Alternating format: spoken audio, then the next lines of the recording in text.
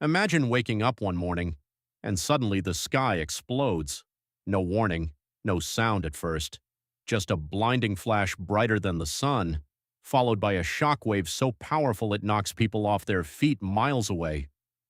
This actually happened in 1908 in a remote part of Siberia during an event now known as the Tunguska Event.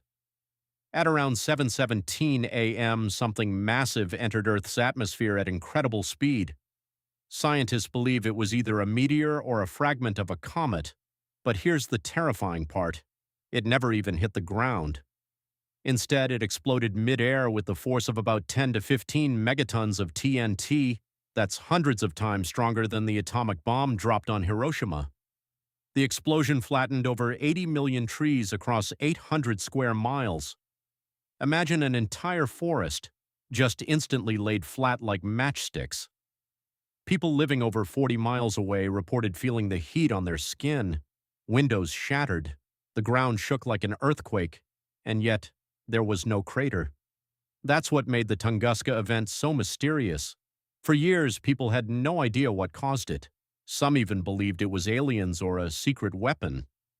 But scientists now think it was an airburst, when a space object explodes before impact due to extreme pressure and heat.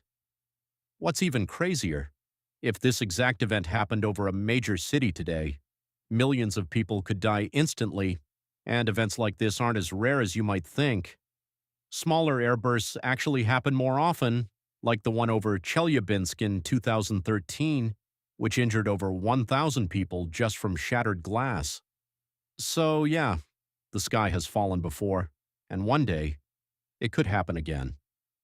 So what would actually happen if the Tunguska event happened today, but over a major city? Let's say it exploded over somewhere like New York City. First, you'd see a flash, brighter than the sun. For a split second, shadows would burn into surfaces. Anyone looking directly at it could be instantly blinded. Then, seconds later, the shockwave hits. Buildings would shatter. Glass would explode outward like bullets. Entire skyscrapers could collapse depending on how close they are to the blast. Within miles, the heat alone could cause severe burns. And remember, this explosion wouldn't even touch the ground. That's what makes airbursts so dangerous. All that energy spreads outward instead of being absorbed by impact. Scientists estimate millions of people could die in seconds if a Tunguska-sized explosion hit a dense city. And here's the unsettling part. We almost saw this happen again. In 2013, a meteor exploded over Chelyabinsk. It was much smaller than Tunguska, but still powerful enough to injure over 1,000 people.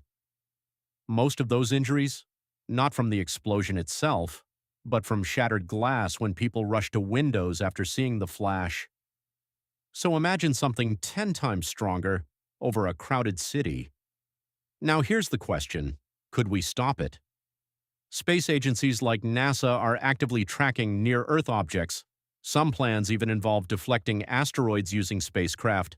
But if one came in undetected, like Tunguska, we might only have minutes. After events like the Tunguska event and the 2013 explosion over Chelyabinsk, scientists started taking one question very seriously. What if the next one doesn't miss? Today, teams at NASA are actively tracking thousands of near-Earth objects, asteroids and comets that could potentially cross Earth's path.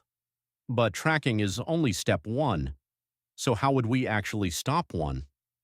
One of the most promising ideas is something called a kinetic impactor. That means launching a spacecraft directly into an asteroid at extremely high speed, basically slamming into it to slightly change its orbit. It doesn't have to destroy it, just nudge it. Even a tiny change, if done early enough, could make it safely miss Earth by thousands of miles. In fact, NASA already tested this with the DART mission. They successfully hit an asteroid and changed its path, proving we can move space rocks. But that's not the only idea. Scientists are also studying gravity tractors, massive spacecraft that slowly pull an asteroid off course using their own gravity over time. And in more extreme concepts, some proposals even include using nuclear devices to push an asteroid away if it's large and close enough.